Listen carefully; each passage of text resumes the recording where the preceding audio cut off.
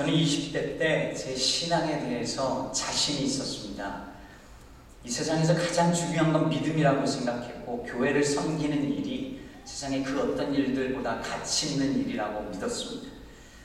근데 이게 좀 과도하다 보니까 교회 안에서 믿음 생활을 바르게 하지 않는 분들, 그런 분들을 보면 쉽게 판단하곤 했습니다. 좀 살기 어렵다고 신앙생활 제대로 하지 않는 분들을 보면 제 마음속에 정죄하곤 했습니다. 참 기고만장했습니다. 지금 그 모습 보면 한 대 때려주고 싶을 그런 모습이었습니다. 그래서 제가 1년간 교회 사역을 중단하고 소위 평신도로서 그렇게 시간을 보낸 적이 있었습니다.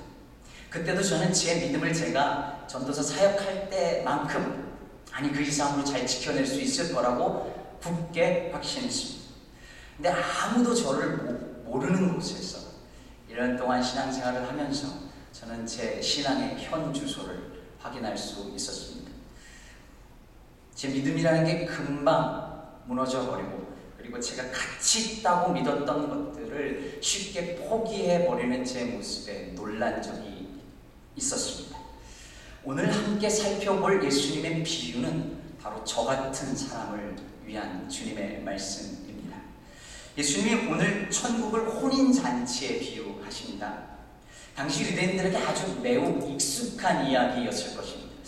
천국을 비유하는데 혼인잔치보다 더 좋은 비유가 있을까요? 그 천국의 기쁨과 감격을 혼인잔치 말고 이 땅에 어떤 것으로 다 표현해낼 수 있을까요? 더군다나 유대인들은 이 혼인잔치가 어떤 건지 그 문화에 대해서 너무너무 잘 알고 있었고 익숙한 이야기였습니다.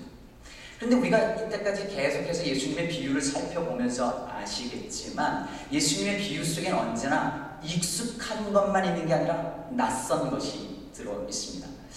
아는 얘기인데 하고 듣다 보면 이상하네 하는 포인트가 항상 있어 왔습니다. 오늘도 마찬가지입니다. 오늘은 더 많습니다.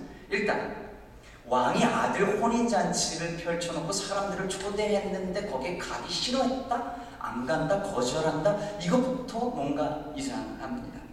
게다가 나중에 왕이 종들을 보내서 모든 게 준비됐으니 오시오라고 말했는데 이번에는 아예 쳐다보지도 않고, 어떤 이는 밭으로 가고 어떤 이는 자기 사업하러 가고, 아예 어떤 사람들은 이 종들을 잡아서 모욕하고 죽입니다. 아니 이런 말도 안 되는 이야기가 다 있습니다.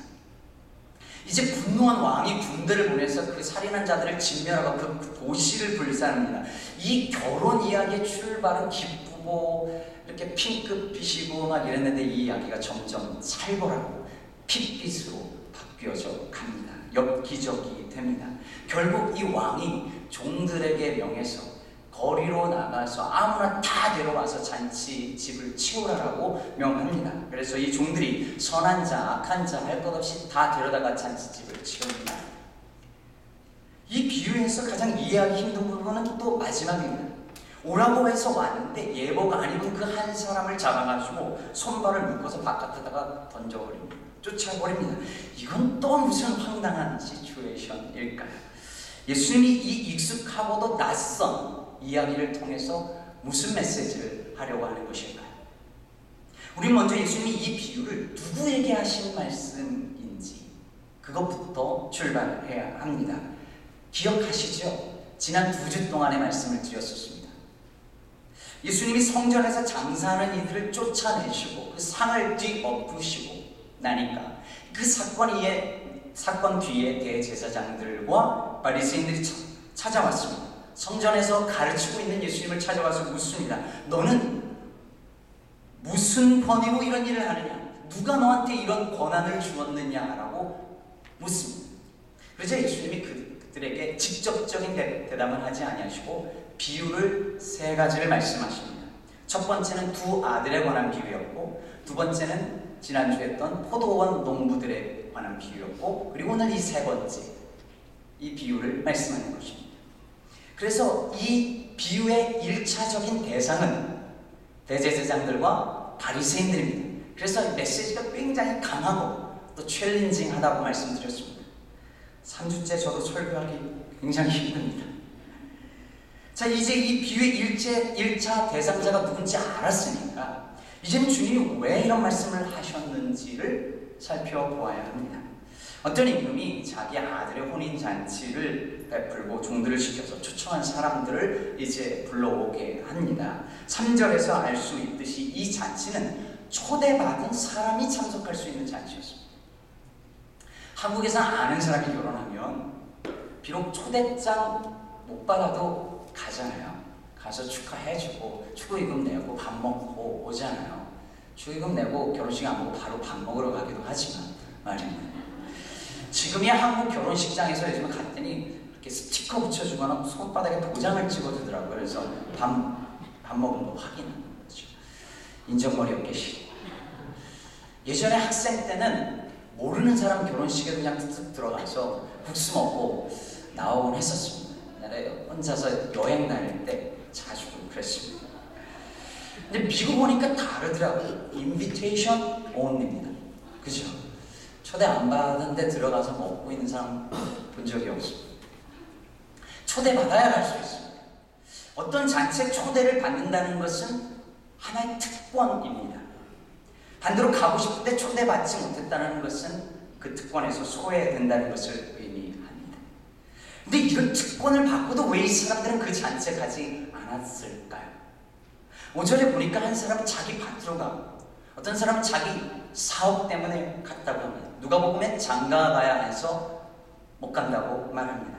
모두 이러저러한 사정이 있어서 그 잔치에 못 간다는 것입니다. 생각해보면 뭐 이해할 만도 합니다. 자기 밭에 가서 뭔가 중요한 땅을 사는 문제, 그리고 사업하는 거, 장가 가는 일도 다 중요한 일이잖아요.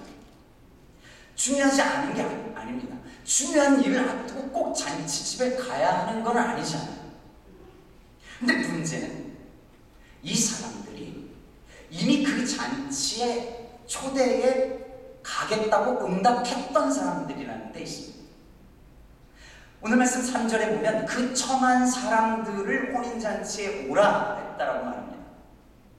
유대인들은 원래 혼인잔치를 할 때 2번을 초청하는 문화가 있습니다. 그러니까 한 번 초대를 합니다. 부를 사람들. 그래서 초대를 해서 오겠다라고 응답을 하면 실제 잔칫날이 되었을 때 잔치상을 다 차려놓고 나서 이제 오겠다고 말한 사람한테 다시 가서 이제 준비가 됐으니 오십시오라고 말합니다. 그것이 유대인들의 결혼 풍습입니다. 그래서 오늘 그렇게 한 겁니다. 그런데 안 오겠다는 겁니다. 온다고 해놓고. 여러분 어포인먼트 해가지고 손님 받는 분들 잘 아시죠?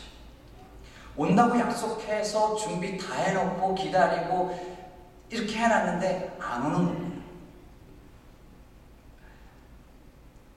교회 전화해서 이번 주 그 교회 갈게요 이러놓고 예배 시간 다 돼서 기다리는데 안 옵니다. 이 사람들은 분명 가겠다고 약속한 사람들이었습니다. 분명 그들은 그 잔치에 참석할 것이라고 스스로도 생각했습니다. 왕의 아들의 결혼식에 내가 초대받았다라고 하는 것을 뿌듯해하며 기뻐하기도 했었을 것입니다. 어쩌면 초대받지 못한 사람들과 비교하면서 자기는 당연히 그런 잔치에 참석할 만한 사람이라고 여겼을지도 모릅니다. 그런데 막상 그날이 되니까, 즉 선택의 순간이 오니까 그들은 전혀 다른 선택을 했습니다. 그 순간 이 사람들이 더 중요하다고, 진짜 중요하다고 믿고 있었던 것이 무엇인지가 드러난 것입니다. 예수님이 볼 때에 바리새인과 제사장들이 바로 그런 사람들이었습니다. 그들은 하나님 나라의 초대권을 받은 사람들 같았습니다. 그들은 언제나 하나님 나라가 자신들을 위한 것이라고 생각했고 자신들은 그 나라에 합당한 사람들이라고 여겼습니다. 내가 아니면 그 나라에 누가 들어가겠느냐라고 생각하던 사람들이었습니다. 나는 저런 세속적인 인간들과 달리 이 세상에 하찮은 것들, 육적인 것들을 관심 갖지 않고 하나님 나라 영적인 것에 관심 있는 사람이야 라고 생각하는 사람들이었습니다. 그런데 아니었습니다. 예수님이 볼 때 그들은 결정적인 순간이 오면 하나님 나라의 가치보다는 다른 것을 선택할 사람들이었습니다. 그들이 예수님에게 넌 무슨 권위로 이런 일을 하냐? 그 권한은 누가 줬느냐? 이 권한은 우리들만 가지고 있는 건데 그 권한은 누가 주었느냐라고 묻는 순간에 그게 드러나는 것입니다. 그들에게 하나님 나라 그 가치보다 중요한 것은 이 땅의 권위였습니다. 이 땅의 권세였습니다. 이 땅의 힘이었습니다. 이런 현상은 자기가 남들보다 도덕적으로 더 뛰어나거나 바르다고, 나는 남들과 달라 라고 생각하는 사람들에게서 자주 일어나는 현상입니다. 인생은 행복순이 아니라고 늘 믿던 사람이 막상 자기 자식이 성적을 바닥으로 받아오면 견디지 못합니다. 젊을 때 대기업에 횡포해 분노하던 사람이 막상 그런 회사에 들어가고 싶어 합니다. 얼굴 보고 결혼하는 친구 보면서 경멸하던 사람이 막상 그런 남자가 나타나면 동요됩니다. 청년순회를 하고 왔더니 제가 제정신이 아닙니다. 신학교에서 대형교회 비판하던 사람이 막상 자기에게 그런 기회가 주어지면 평소에 자기가 말했던 것과 전혀 다른 선택을 합니다. 자기도 몰랐던 욕망이 선택의 순간이 되면 그대로 드러납니다. 나는 혼인잔치에 갈 사람이야, 갈 거야. 내가 아니면 누가 가겠어 라고 생각했던 사람이 막상 선택의 순간이 다가오자 자기 밭과 자기 사업을 선택하는 것입니다.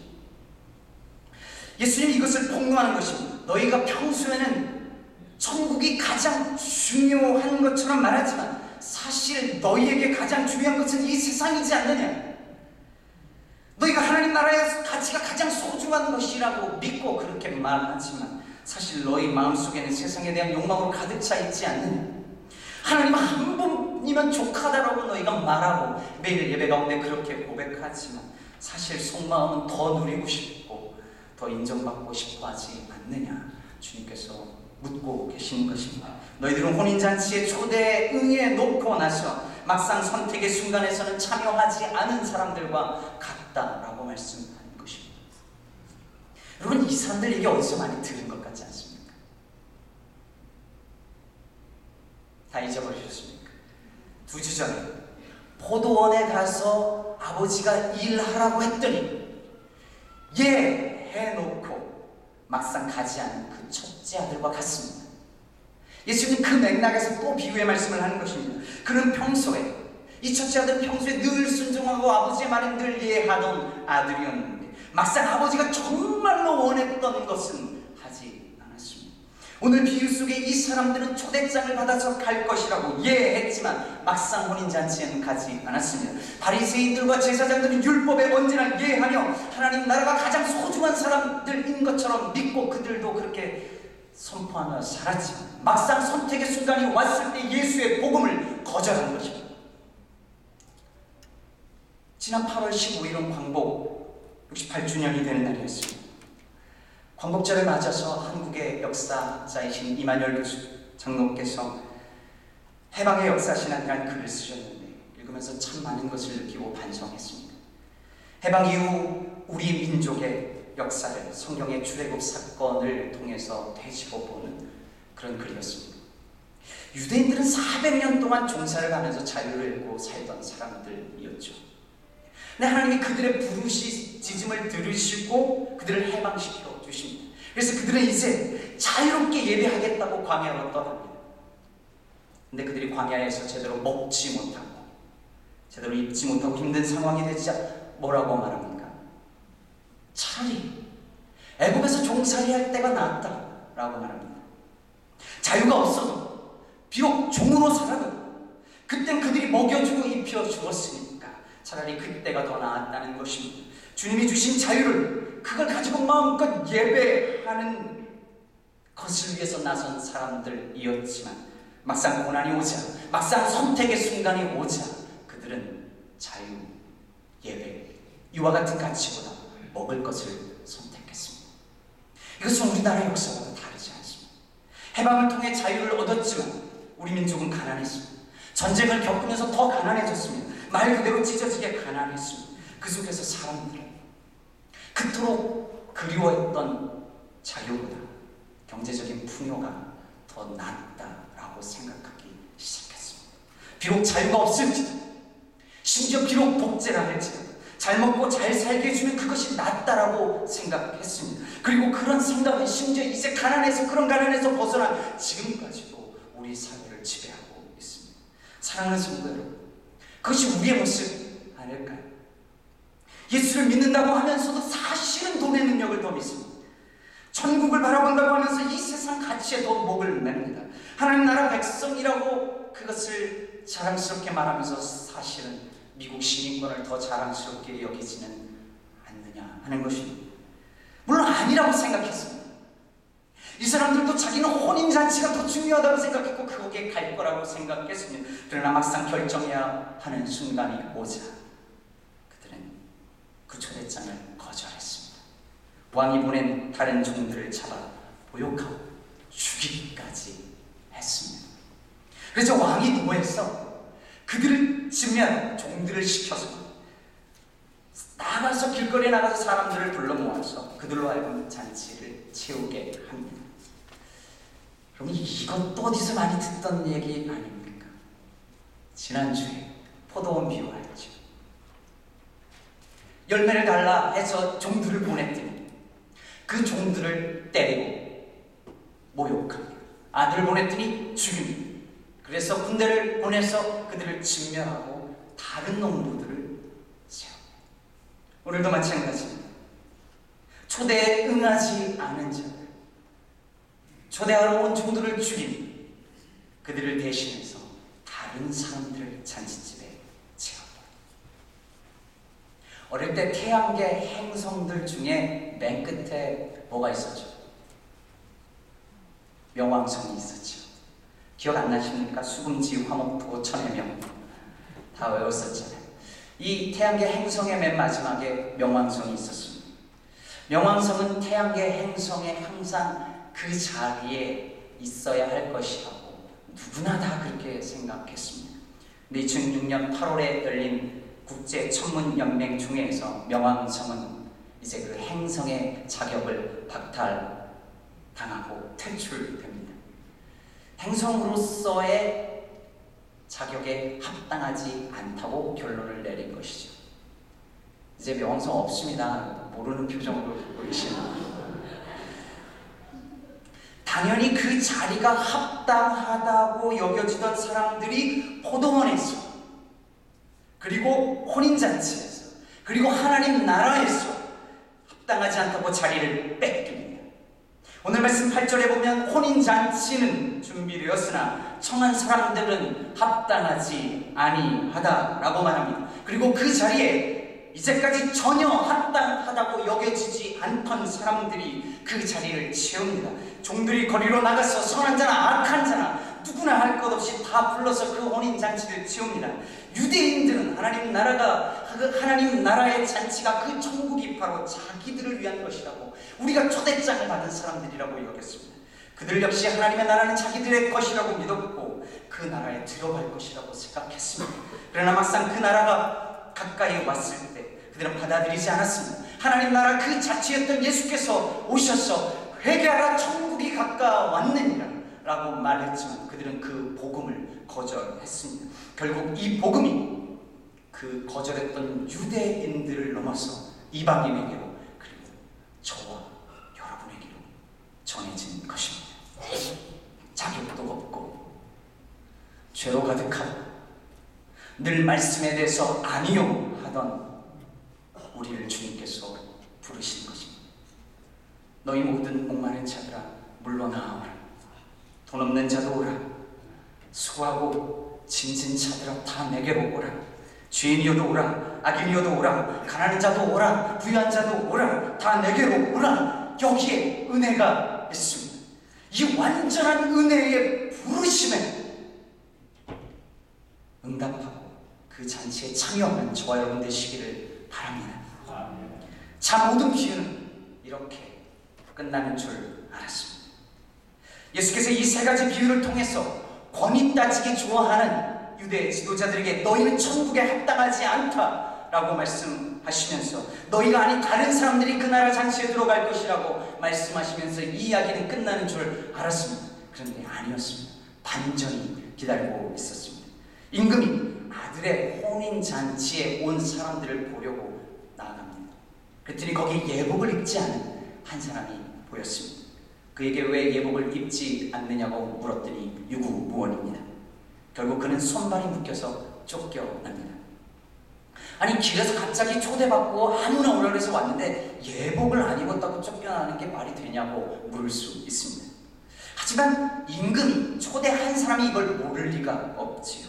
유대인들은 특별히 거룩한 장소에 들어가야 할 때에 합당하지 않은 옷을 입은 사람들이 있는 경우에는 그 사람들이 기다렸다가 필요한 옷을 준비해서 전해주는 풍습이 있다고 합니다. 이 경우도 그런 것을 전제로 하고 있습니다. 그러니까 이 한 사람만 빼놓고 거리에 가서 다 왔는데 다른 사람들은 다 입은 것이죠. 결국 이 사람은 그 옷을 입기를 거절한 것입니다. 하나님 나라의 잔치에 필요한 예복을 하나님이 주셨습니다. 그것을 입으라고 주셨습니다. 그게 뭘까요? 천국에 합당한 예복은 무엇일까요? 한국의 어느 교단처럼 11조 내야 교인 자격을 주는 걸까요? 갈라디아서 3장 27절에 이렇게 말합니다. 누구든지 그리스도와 합하기 위하여 세례를 받은 자는 그리스도로 옷 입었느니라. 계시록 19장 8절에 보면 어린 양 혼인잔치에 청함받은 성도들이 세마포 옷을 입고 나오는데 이 세마포 옷은 성도들의 옳은 행실이라 이렇게 말하고 있습니다. 그러니까 하나님 나라 잔치에 합당한 예복은 예수 그리스도를 믿고 그분의 삶을 따라가면서 성도들이 성도답게 살아가는 바른 삶을 의미하는 것입니다. 그런데 이것을 거부하면 못 들어간다는 것입니다. 하나님이 우리를 부르실 때 그분은 누구나 오라 말씀하십니다. 죄 있는 자도 오라, 악한 자도 오라, 부자나 가난한 자나 누구나 다 오라, 있는 모습 그대로 다 오라 하고 받으십니다. 그러나 그것이 그 모습 그대로 계속 살아도 된다는 말은 아닌 것입니다. 은혜 받았다고 아무렇게나 살아도 된다는 말은 아닙니다. 이제 교회 들어왔으니 어떻게 살고 구원받을 것이라고 안심하지 말라는 것입니다. 착각하지 말라는 것입니다. 하나님의 은혜는 그렇게 값싼 것이 아니라고 주님께서 말씀하는 것입니다.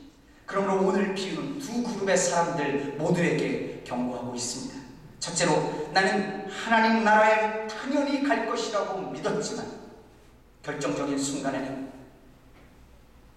세상을 선택하는 사람들에게 주어진 말씀이며, 둘째는 아무 조건 없이 주님의 부르심을 받았지만 그 옛날 모습 그대로 그냥 살아가면서 나 은혜 받았다 라고 말하는 사람들을 향하여 주는 말씀입니다. 유대인과 이방인, 부자와 가난한 자, 선한 자와 악한 자 모두에게 주시는 말씀입니다. 사랑하는 성도 여러분, 고린도전서 10장 12절은 우리에게 이렇게 말합니다. 그런즉 선줄로 생각하는 자는 넘어질까 조심하라. 한 주간 넘어져 있는 청년들을 향하여서 일어나라고, 힘들어도 일어나라고, 당신들이 하나님 나라 소망이라고 전하고 왔습니다. 그렇게 전하다 보니까 저는 서 있는 줄 착각했습니다. 주님이 말씀하십니다. 서 있는 줄 생각하는 자 넘어질까 조심하라. 한 주간 넘어져 계셨습니까? 주님은 넘어진 자를 일으켜 세우십니다. 서 있다고 생각하시면 하나님은 넘어질까 조심하라. 그래서 우리로 하여금 넘어지지 않도록 미리 말씀해 주십니다. 오늘 이 자리에 넘어진 자들은 주께서 세워주실 것을 기대하면서, 섰다고 생각하는 사람들은 넘어질까 조심하면서 주님 앞에 기도하는 이 시간 되시기를 바랍니다. 함께 말씀 생각하며 기도하겠습니다. 이 시간에 우리 함께 같이 기도하실 때 하나님, 당연히 하나님 나라가 중요하고 천국이 더 중요하고 영적인 세상이 더 중요하다고 믿고 그렇게 말하고 고백했지만 사실은 내 속에 다른 것이 있었습니다. 결정적인 순간이 된